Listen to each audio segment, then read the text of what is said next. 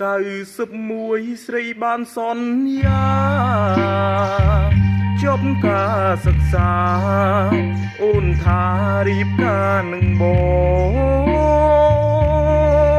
ងចុងខែ9សយក្រៃកូនលងព្រោះអីរុកបងប្រឡងធ្លាក់សញ្ញាបត្រ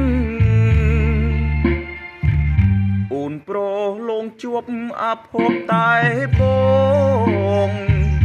អូនផ្ដាច់ចំណងតែតងសេចក្តីស្នេហាវិបត្តិផ្លូវចិត្តស្ទើរព្រះអរាបំណងប្រាថ្នាប្រែជាគ្មានន័យកូនគេអ្នកមានជាប់វិស្វកររូបអូនឆាតល្អជាប់ដុកទៅថ្មី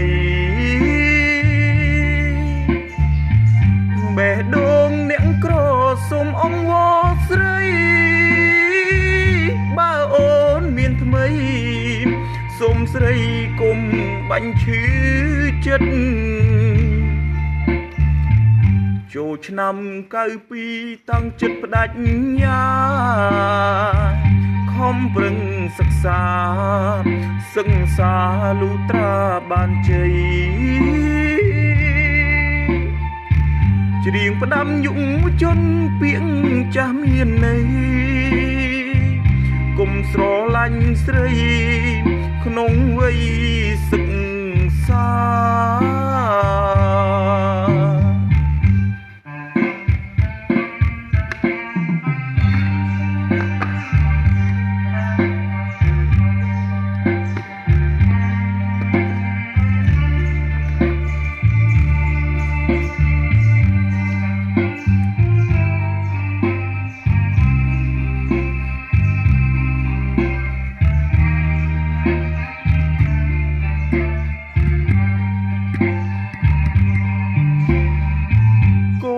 គេអ្នកមានជាប់វិស្វ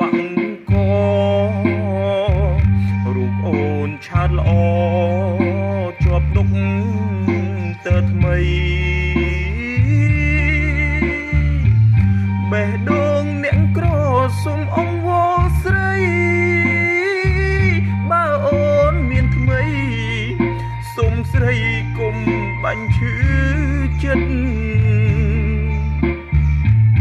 ចូលឆ្នាំ92តាំងចិត្តផ្ដាច់ញាខំប្រឹងសិក្សា